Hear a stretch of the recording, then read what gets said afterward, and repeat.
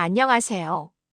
저는 경기도 고양시에 살고 있는 72 김말순이라고 합니다. 오늘 이렇게 여러분 앞에 서게 된 것은 제 가슴 속에 맺힌 피멍 같은 이야기를 어디에라도 털어놓지 않으면 정말 숨이 막혀 죽을 것만 같아서입니다. 지금 창밖에는 비가 추적추적 내리고 있네요. 제 마음에도 꼭 저런 비가 내리고 있습니다. 아니, 비가 아니라 피눈물이 흐르고 있다고 해야 맞겠지요. 여러분은 자식 농사 다들 잘 지으셨나요? 저는 평생을 자식 하나만 보고 살았습니다. 남편을 일찍 저 세상으로 떠나보내고 시장 통해서 생선 비린내를 맡아가며 악착같이 키워낸 외동딸이 하나 있습니다. 이름은 지영이 올해로 39이 되었습니다. 제 입으로 이런 말하기 좀 그렇지만 우리 지영이는 어릴 때부터 동네에서 유명했습니다. 얼굴이 얼마나 하얗고 예쁜지 지나가는 사람마다 한 번씩 뒤를 돌아보게 만드는 아이였죠. 아이고, 되게 딸은 꼭 텔레비전에 나오는 배우 같아요. 말순씨는 좋겠어. 저렇게 예쁜 딸이 공부도 잘하고 심성도 고우니. 사람들의 그 부러움 섞인 칭찬이 고단한 제 삶의 유일한 진통제였습니다. 시장 바닥에 쭈그리고 앉아 생선을 다듬다가도 교복을 단정하게 입고 집에 돌아오는 딸아이만 보면 허리 아픈 줄도 모르고 웃음이 났습니다. 대학을 졸업하고 번듯한 회사에 취직했을 때 저는 세상을 다 얻은 것 같았습니다. 그 회사는 서울에 있는 제법 규모가 큰 회사였습니다. 직원이 200명이나 된다고 했으니까요. 우리 지영이는 그곳에서 총무팀 직원으로 시작해서 지금은 과장 타이틀까지 달았습니다. 한 회사에서 10년을 넘게 근속했으니 얼마나 성실하고 인정받는 아이입니까? 명절 때 친척들이 모이면 저는 늘 어깨가 으쓱했습니다. 우리 지영이는 회사 대표님이 신임을 해서 중요한 미팅 때마다 꼭 데리고 다닌대. 이번에도 대표님이 챙겨주셔서 해외 출장 다녀왔어. 그때마다 친척들은 부러워했고 저는 그게 다 우리 딸이 똑똑하고 야무져서 그런 줄만 알았습니다. 정말 바보 같은 어미였지요. 등잔 밑이 어둡다더니 가장 가까이 있는 제가 까막눈이었습니다. 그런데 딱 한 가지 제 마음에 걸리는 게 있었습니다. 내년이면 40이 되는 아이가 도통 시집갈 생각을 안 한다는 거였죠. 지영아, 너 만나는 사람 없니? 이제 슬슬 결혼 생각해야지. 제가 조심스레 물을 때마다 딸아이는 손사래를 쳤습니다. 엄마, 난 결혼 생각 없어. 그냥 엄마랑 이렇게 평생 살 거야. 요즘은 비혼이 대세라잖아. 그리고 나 회사 일 때문에 바빠서 남자 만날 시간도 없어. 저는 그 말이 그저 효심 깊은 딸의 투정인 줄 알았습니다. 능력 있고 돈 잘 버니 남자한테 얽매여 살기 싫은가 보다 했습니다. 퇴근하면 곧장 집으로 오고 주말에도 늘 저와 함께 시간을 보내는 착한 딸이었으니까요. 하지만 가끔, 아주 가끔 이상한 낌새는 있었습니다.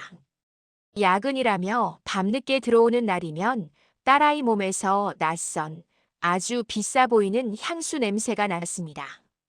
가끔씩 들고 들어오는 명품 가방이며 구두들.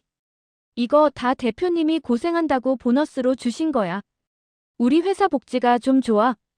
딸의 그 태연한 거짓말을 저는 철석같이 믿었습니다. 그저 우리 딸이 회사에서 예쁨 받는구나, 능력을 인정받는구나 하며 좋아라 박수까지 쳤습니다. 그 명품 가방이 제 딸의 젊음과 양심을 판 대가인 줄도 모르고요. 사건이 터진 건 지난달이었습니다. 오랜만에 고향 친구에게서 전화가 걸려왔습니다. 그 친구 딸이 지영이와 같은 업계에서 일한다고 했었지요. 말순아, 나 너한테 할 말 있는데. 이거 듣고 너무 놀라지 마라. 친구의 목소리가 심상치 않았습니다. 가슴이 덜컥 내려앉더군요. 뭔데 뜸을 들여? 무슨 일 있어? 그게 아니라 너네 지영이 말이다. 다니는 회사 그만두게 하는 게 좋지 않겠니? 무슨 소리야? 10년이나 다닌 회사를 왜 그만둬? 안 그래도 요즘 승진한다고 얼마나 열심히 하는데. 친구는 한참이나 망설이다가 마치 폭탄을 터뜨리듯 엄청난 이야기를 쏟아냈습니다. 내 딸이 그러더라. 이 바닥 좁아서 소문 다 났다고. 너네 지영이 그 회사 대표랑 10년째 만나는 사이라며? 저는 순간 제 귀를 의심했습니다. 뭐? 그게 무슨 미친 소리야? 우리 지영이가 나이가 몇인데. 대표랑 만나. 그 대표라는 사람 할아버지 아니야. 대표가 환갑이 넘었어. 그런데 그게 문제가 아니라 그 사람 유부남이잖아. 아들, 딸 셋도 다 그 회사 다닌다면서 처가 식구들까지 임원으로 줄줄이 앉아있는 가족 회사라며. 머리를 쇠망치로 얻어맞은 듯 멍해졌습니다. 손발이 벌벌 떨려 수화기를 놓칠 뻔했습니다. 아니야. 그럴 리가 없어. 우리 지영이가 어떤 앤데. 내가 잘못 들은 거야. 헛소문이야. 제가 악을 쓰며 부정하자 친구가 한숨을 쉬며 말했습니다. 말순아, 정신 차려. 그 회사 직원 200명이 다 아는 사실이래. 내 딸, 그 회사에서 뒤에서는 작은 사모님 소리 듣는다고. 출장 핑계로 둘이 여행 다니고 따로 집도 마련해서 시간 날 때마다 거기서 지낸다고 하더라. 전화가 끊어지고 나서도 저는 한동안 멍하니 허공만 바라보았습니다. 심장이 너무 빨리 뛰어서 숨을 쉴 수가 없었습니다.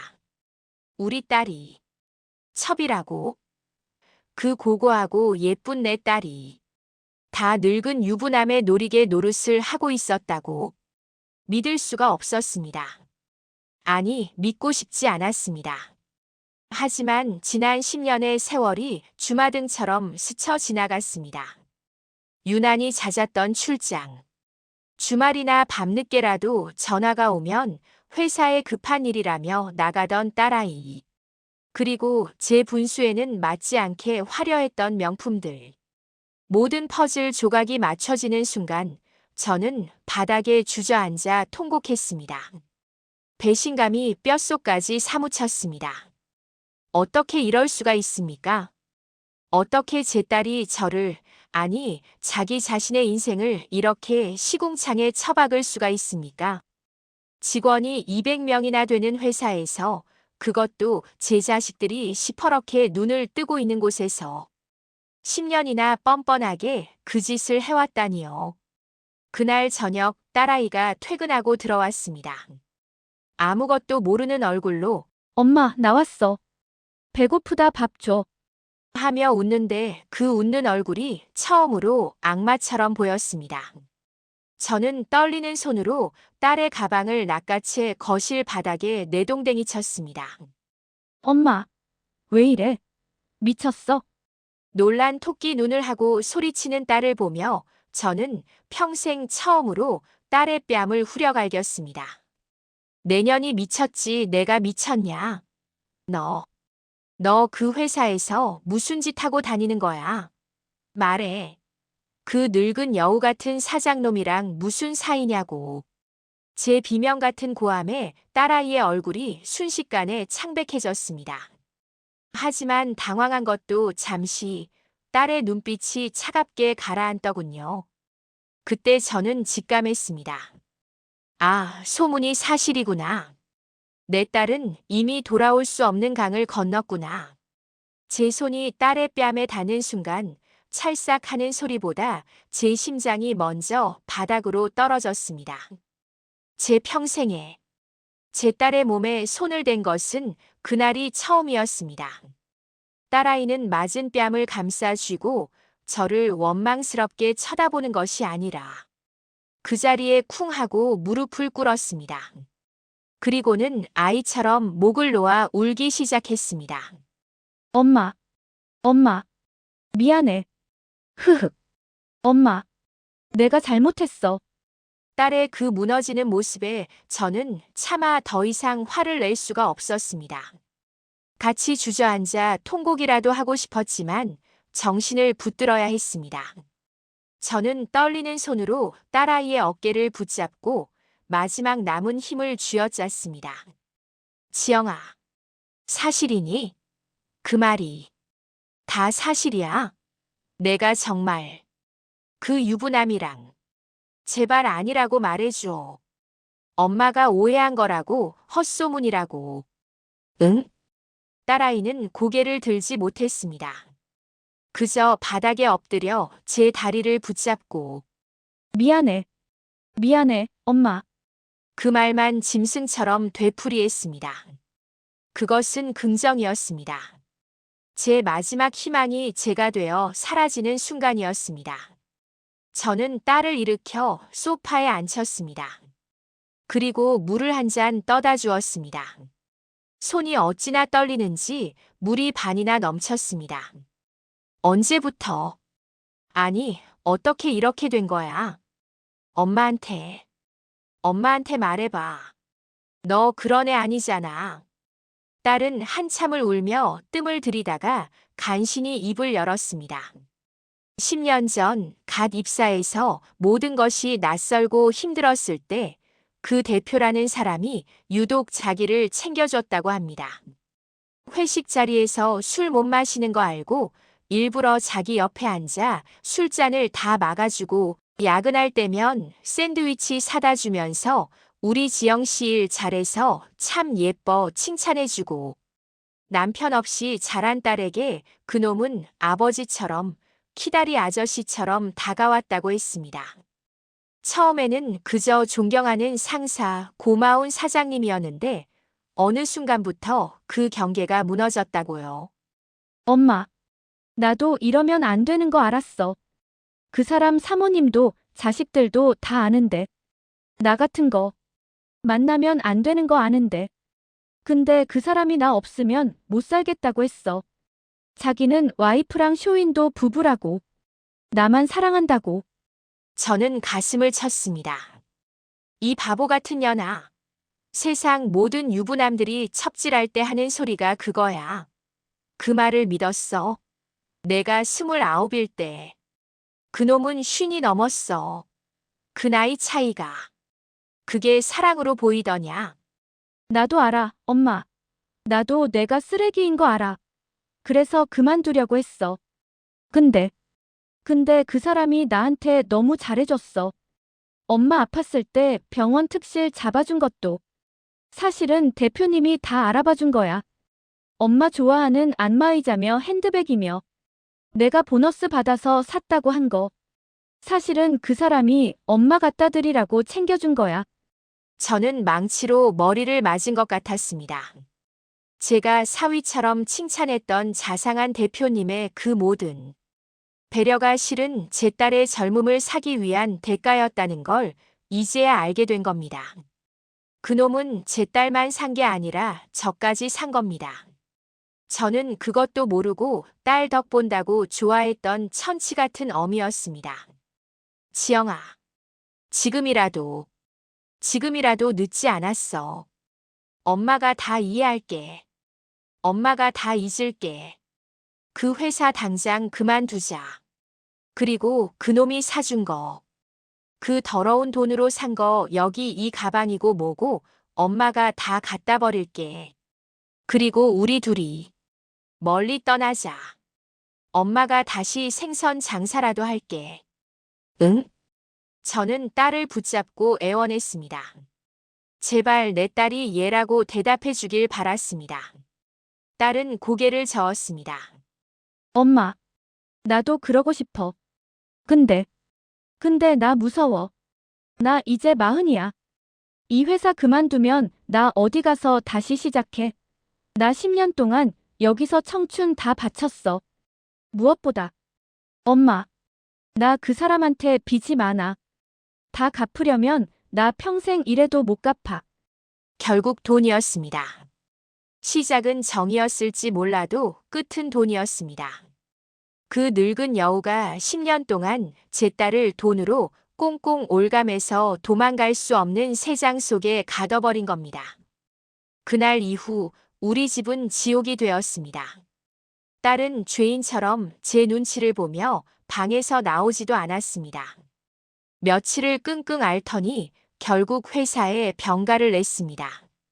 저는 죽을 끓여다 딸의 입에 떠 넣어주며 매일같이 설득했습니다. 지영아, 돈이 문제면 엄마가 어떻게든 해볼게. 이 집 팔면 되잖아. 집 팔고 엄마 모아둔 돈 합치면 그놈한테 받은 거 다 갚을 수 있어. 엄마는 단칸방에 살아도 괜찮아. 엄마 딸만, 내 딸만 그 구렁텅이에서 나올 수 있다면 엄마는 아무것도 필요 없어. 딸은 울면서 제 손을 잡았습니다. 엄마, 미안해. 내가 정말 정리할게. 나 그 사람이랑 끝낼게. 엄마 고생시킨 거 내가 평생 갚으면서 살게. 저는 그 말을 믿었습니다. 그래, 내 딸이 정신을 차렸구나. 이제라도 돌아오면 된다고. 그렇게 희망을 가졌습니다. 딸은 며칠 동안 회사에 나가지 않았습니다. 전화가 쉴 새 없이 울려댔지만 딸은 애써 무시했습니다. 그렇게 일주일이 지났습니다. 딸의 얼굴이 조금씩 돌아오는 것 같았습니다. 저도 밥을 먹기 시작했습니다. 우리 모녀 다시 시작할 수 있을 것 같았습니다. 그런데 그날 밤이었습니다. 딸이 잠든 줄 알았는데 베란다에서 흐느끼는 소리가 들렸습니다. 나가보니 딸아이가 그놈과 통화를 하고 있었습니다. 정말 미안해요. 우리 엄마가 다 알았어. 나 엄마한테 너무 미안해서 이제 그만해야 할 것 같아. 응, 알았어요. 내일 회사 앞으로 갈게요. 응, 끊어요. 저는 온몸의 피가 차갑게 식는 것을 느꼈습니다. 일주일 동안 제 앞에서는 정리하겠다고 다짐하고 뒤에서는 그놈의 보고 싶다는 말 한마디에 다시 무너지고 있었던 겁니다. 너 지금 뭐 한 거야? 딸은 전화를 끊고 저를 보고는 사색이 되었습니다. 엄마, 그게 아니라 뭐가 아니야. 내일 또 그놈 만나러 가려고. 엄마한테 그렇게 약속해놓고. 엄마, 딱 한 번만 만나서 정리하려고 그래. 이렇게 전화로 끝내는 건 예의가 아니잖아. 10년 만난 사람인데. 내가 만나서 확실하게 말하고 올게. 응, 엄마, 나 믿어줘. 딸은 제게 애원했습니다. 그 눈빛이 너무나도 절박하고 또 너무나도 약해 보였습니다. 그놈을 만나러 가는 건지 아니면 그놈에게 다시 잡히러 가는 건지 구분이 되지 않았습니다. 저는 알 수 있었습니다. 제 딸은 마음이 약해서 제 발로 그 관계를 끊어낼 힘이 없습니다. 10년이라는 세월이 그 아이의 발목에 쇠사슬을 감아버렸습니다.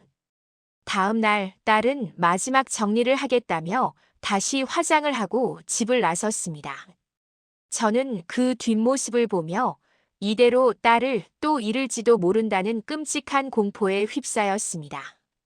안 되겠다. 내 딸의 힘으로는 안 된다. 그렇다면 이 못난 어미라도 나서야겠다. 그 늙은 놈을 직접 만나든 아니면 그 집 본처라도 만나서 무릎을 꿇고 빌어야겠다. 내 딸 좀 살려달라고. 이 지옥에서 꺼내달라고. 결국 그 모든 것을 알고도 묵인하고 있다는 그놈의 본처, 그 사모님을 만나야 했습니다. 여자의 적은 여자라지만 같은 여자로서, 같은 어미로서, 아니 사람으로서 제발 이 미친 짓을 멈춰달라고 빌어야겠다고 마음먹었습니다. 저는 수소문 끝에 그 대표의 집 주소를 알아냈습니다. 딸의 회사가 있는 서울이 아니라 경기도 외곽의 아주 호화로운 저택이었습니다.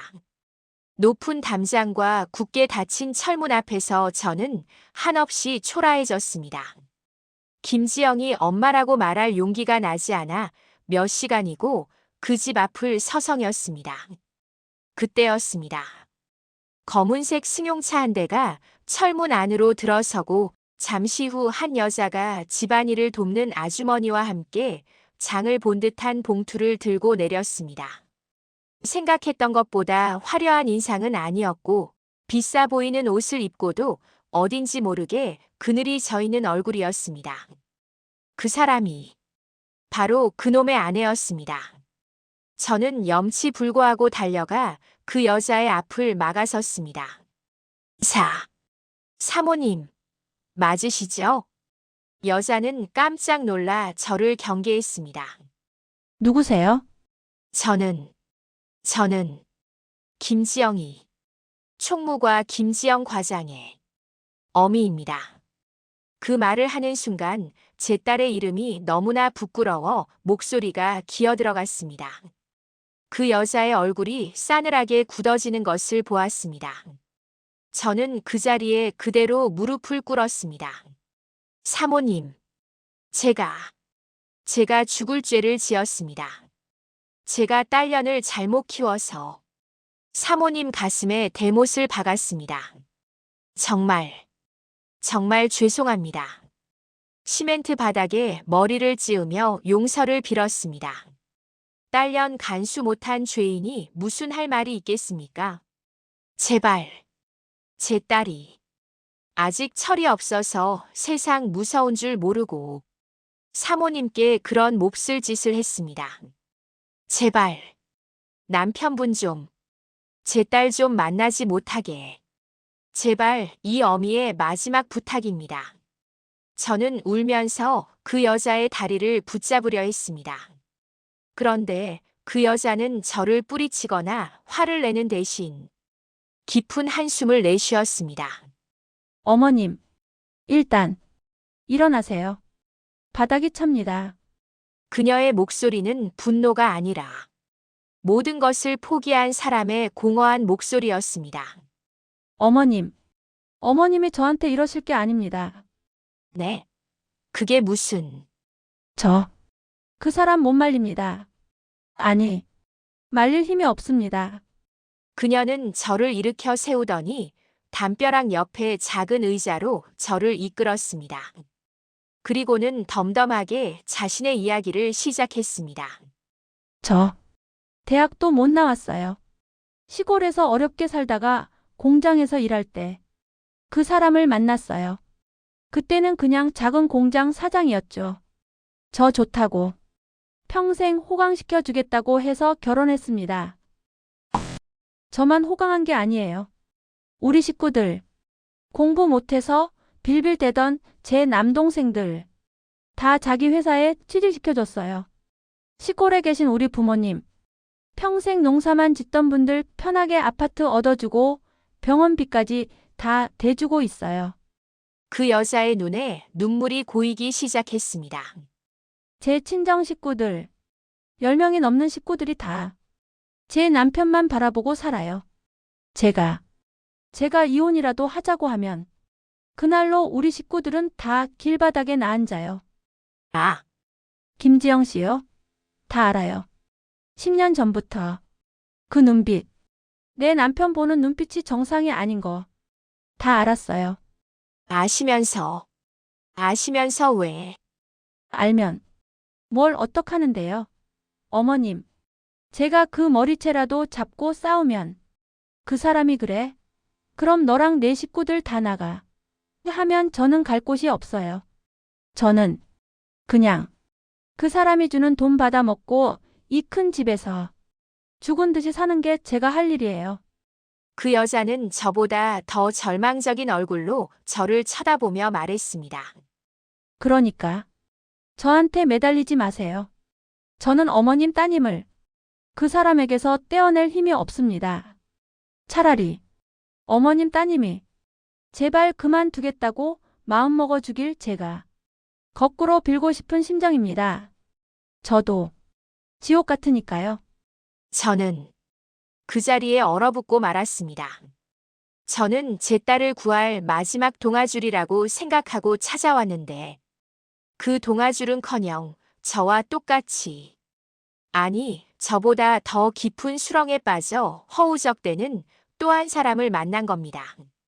한 사람은 딸을 볼모로 잡혀 있고, 한 사람은 친정 식구를 볼모로 잡혀서 그 늙은 늑대 한 놈에게 인생을 저당 잡힌 채 살아가고 있었던 겁니다. 어떻게 집으로 돌아왔는지 모르겠습니다. 온몸에 힘이 빠져 한 걸음을 떼기도 어려웠습니다. 집에 돌아오니 딸아이는 역시나 돌아오지 않았습니다. 전화도 받지 않았습니다. 마지막 정리를 하러 간다던 내 딸은 오늘도 그놈의 곁에서 돌아오지 않고 있습니다. 그 사모님의 공허한 눈동자가 자꾸만 떠오릅니다. 제 딸도 결국 저렇게 되는 걸까요? 평생을 그놈의 그림자로 살다가 모든 걸 체념한 채 돈 몇 푼에 양심과 인생을 맞바꾸고 그렇게 늙어가는 걸까요? 저는 제 딸을 구할 수가 없습니다. 그 사모님도 구할 수가 없습니다. 이 모든 것을 알면서도 그저 돈으로 두 여자의 입을 막고 있는 그 짐승 같은 놈을 저는 도저히 이길 수가 없습니다. 여러분, 저는 이제 정말 어떻게 해야 합니까? 이런 딸이라도 언젠가 정신을 차리고 이 지옥에서 걸어 나오길 기다려야 하는 겁니까? 아니면 다 포기하고 그냥 저 혼자 이 집에서 조용히 딸이 없는 셈치고 살아야 하는 겁니까? 가슴이 너무 아파서 숨을 쉴 수가 없습니다. 구독과 좋아요를 눌러주시면 제게 많이 힘이 될 것 같네요. 오랜 시간 들어주셔서 감사합니다.